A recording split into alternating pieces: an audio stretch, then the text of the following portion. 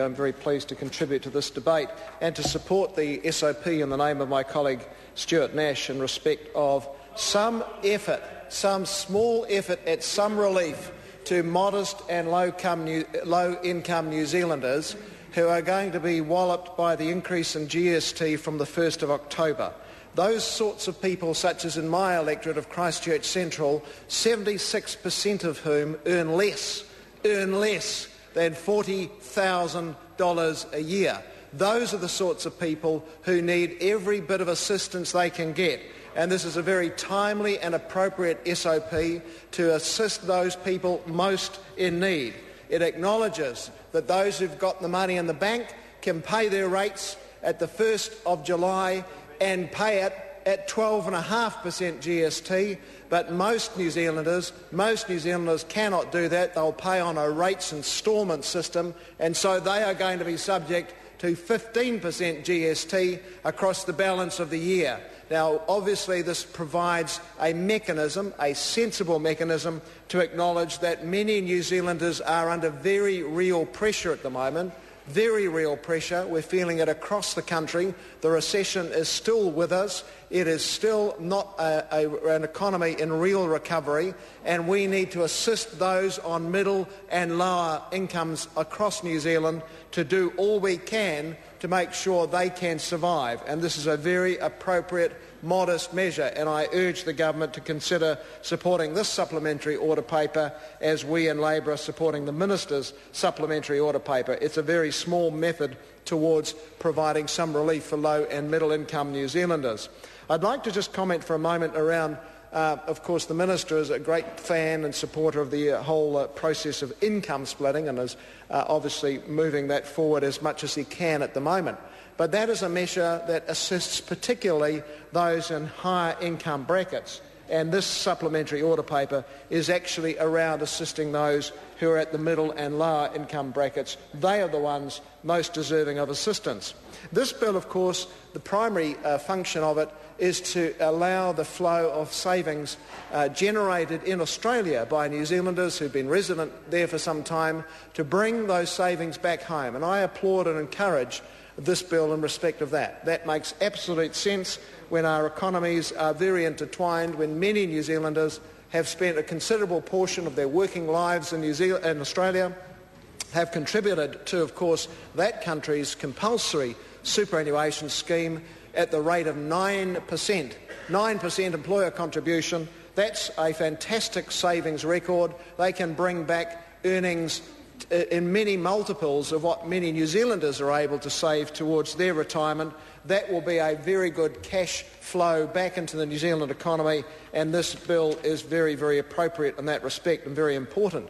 But I do note that the government is now finally recognising the importance of savings. The Minister is now setting up a working party on savings. And I have to note this, that working party has been told overnight, certainly the public's been told, that there will be no government contribution to any proposals emerging from the working party for compulsory superannuation. So having set up the working party, the Minister of Finance is now prescribing to that working party, go away and look at this, go away and come back with a comprehensive report.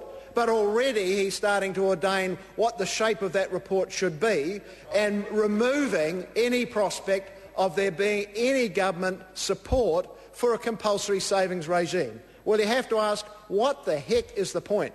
What the heck is the point going into the establishment of a working group to look at this very important issue of compulsory saving, the sort of scheme which we are, through this bill, allowing New Zealanders who've been resident in Australia to bring their savings back from Australia to generate some investment in our economy to support and assist people who've lived in Australia who come back to New Zealand with their generated schemes. Why on earth would we be now saying, or why would the government not be saying, that you shall not consider whether there'll be any government contribution to a compulsory savings regime? It's a daft idea, and it really just fires a shotgun at those who've agreed to take part in that working party. And I think it's a very, very short-sighted thing. The other issue that I need to comment on is Mr. Chair, Mr Chair. I call Brendan. Thank you, Mr Chair. The other issue I wish to comment on is the fact that the government has called this review for compulsory savings at a time when it's now instigated two rounds of its own tax cuts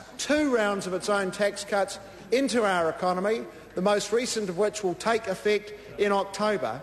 And it's done that without any consideration of whether it might have been appropriate before it embarked on handing over tax cuts to looking at what the Australians did when they set up their compulsory savings regime. The Australians very cleverly constructed a deal where there was a foregoing of wage rises for a time by Australian workers, where I believe there was also some consideration about tax cuts, but in fact they decided to put their money into a savings regime, but not this government.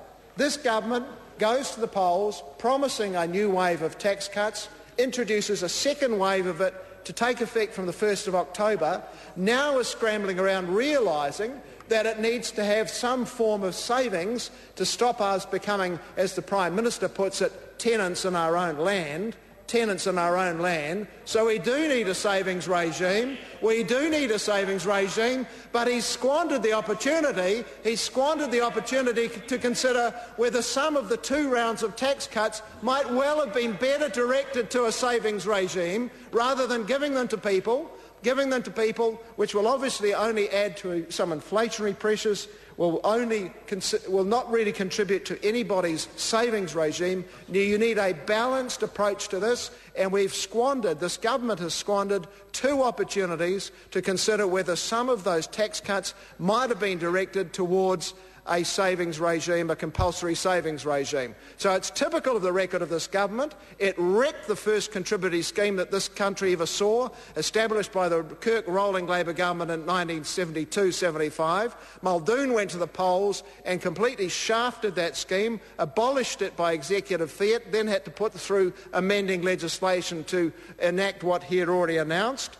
We also then saw in the 1990 election campaign a no buts, ifs or maybes promise by then National Party leader Jim Bolger in respect of the superannuation surcharge, which he had to then back off from. And here we have another national government coming into office, squandering the opportunity to actually have tax cuts considered as part of a savings regime, putting on hold the superannuation fund contributions and axing the 2% contribution that employers were starting to make, two of the 4% contribution that employers were starting to make towards the Kiwisaver regime. The first thing we'd done in respect of savings since Muldoon axed the Kirk Rolling scheme in 1976. So this government's record on savings, this bill exempted, which introduces a very sensible measure to encourage New Zealanders to return from Australia to be able to bring their savings back.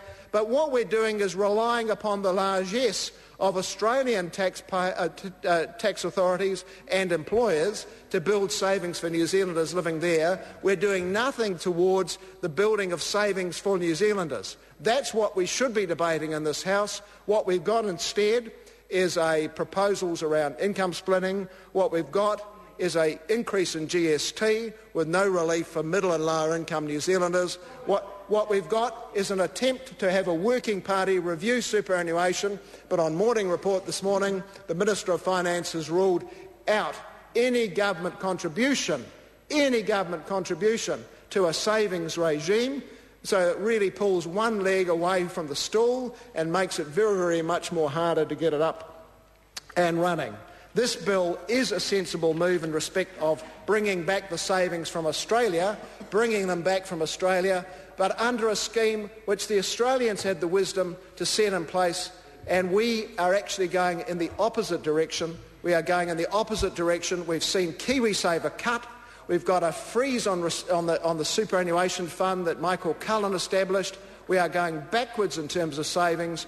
And this bill, while a step forward in respect of those savings generated by New Zealanders living in Australia, is doing nothing, absolutely nothing towards the savings that New Zealanders need to be making so we do not become tenants. We do not become peasants in our own land. We need a savings regime which encourages New Zealanders to invest, to New Zealand is to create the funds so we do not need to go overseas cap in hand every time we need funds.